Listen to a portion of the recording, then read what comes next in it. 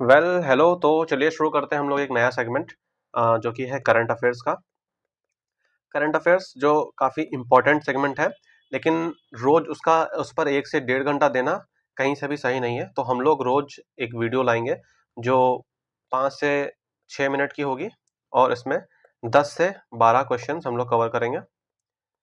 और वीकेंड पे यानी कि संडे पे एक पूरे वीकली रिवीजन वीडियो मिल जाएगी, जिसमें लगभग 50 क्वेश्चन हम लोग करेंगे, और उसके अलावा क्विज़ेस मिल जाएंगी। इस वीडियो की नोट्स जो हैं वो खुद से बनानी है, मुर्दों की तरह क्लास में नहीं बैठना है, अपना पेन उठाना है और खुद से नोट्स बनाने हैं। उसके अलावा जो है चीज़ों को बहुत ज़्यादा कॉम्प्लिकेट करके नहीं करना है, बहुत ही सरल तरीके से और बहुत जल्दी से। करंट अफेयर्स को बहुत ज़्यादा टाइम नहीं देना है। तो ज़्यादा टाइम ना लेते हुए चलिए शुरू करते हैं। हमारा पहला क्वेश्चन है, who received the Indian of the year 2025 award for outstanding achievement. यानी किसको Indian of the year award 2025 मिला है? वो मिला है जय शाह को। और ये एक्सप्लेनेशन है यहाँ पर। जय शाह जो कि आईसीसी चेयरमैन है, was honoured for his contribution to international cricket administration. और इसका पीवाई क्वेश्चन लिंक है कि आईसीसी चेयरमैन और स्पोर्ट एडमिनिस्ट्रेटर्स को पहले भी पूछा है एसएससी ने। स्ट्रेटेजिक है। आईसीसी का हेडक्वार्टर दुबई में है, बीसीसीआई का हेडक्वार्टर मुंबई में है, और आईसीसी बनी थी 1909 में। तो नेक्स्ट क्वेश्चन है, question number 2, who emerged as the most expensive Indian player in the WPL 2026 auction. WPL क्या है? वुमेन प्रीमियर लीग है। जिस तरीके से आईपीएल होता है उसी तरीके से ये WPL है। तो कौन सबसे महंगी खिलाड़ी बनी है WPL 2026 की? वो बनी है दीप्ति शर्मा। दीप्ति शर्मा एक ऑलराउंडर है, और जो हाईएस्ट प्राइस अभी तक इंडियन प्लेयर्स में जिनको ऑक्शन में खरीदा गया है। WPL स्टार्ट हुआ था 2023 में, और जो करवाया जाता है बीसीसीआई के द्वारा T20 फॉर्मेट में। क्वेश्चन नंबर 3 है, the statue unveiled at UNESCO headquarters in Paris belongs to which Indian leader. यानी कि जो यूनेस्को हेडक्वार्टर्स में स्टैच्यू अनवील की गई वो किस इंडियन लीडर की है? वो है डॉक्टर बी आर अम्बेडकर की। डॉक्टर बी आर अम्बेडकर की। नेक्स्ट क्वेश्चन है, what was the official theme of constitution day. Constitution day का ऑफिशियल थीम क्या था?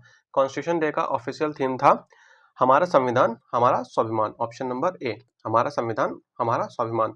और कॉन्स्टिट्यूशन अडॉप्ट हुआ था 26 नवंबर 1949 को, और इम्प्लीमेंट हुआ था पूरी तरीके से 26 जनवरी 1950 को। जो ये हमारा कॉन्स्टिट्यूशन डे था 76 था, और इसका थीम था हमारा संविधान। नेक्स्ट है, as of 29 November 2025 how many people died in Hong Kong Wang Fuk Court fire.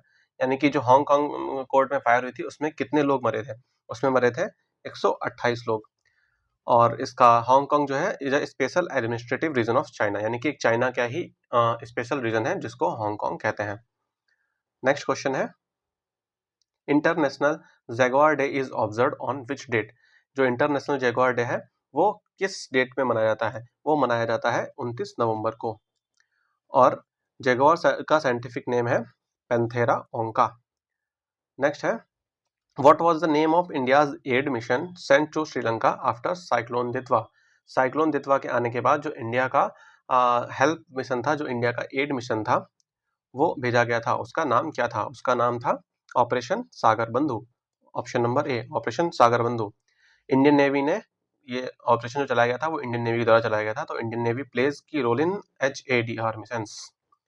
Next है, CBSE made skills education compulsory for which classes from 2025 to 26। जो सीबीएसई मेड स्किल एजुकेशन है वो कंपलसरी की गई हैं किस क्लास के लिए? कंपलसरी की गई हैं 6 to 8 क्लास के लिए। 6 to 8 क्लास के लिए। सीबीएसई स्टैब्लिश हुआ था 1929 में, और सीबीएसई का हेडक्वार्टर है न्यू दिल्ली।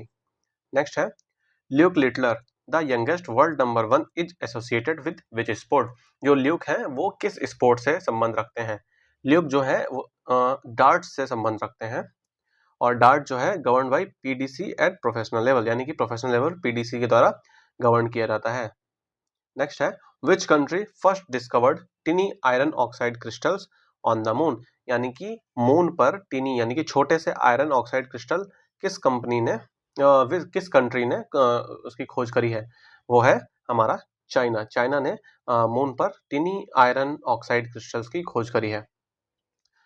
चाइना का जो चैंग E6 मिशन था उसने डिस्कवर किया iron oxide crystals on the moon.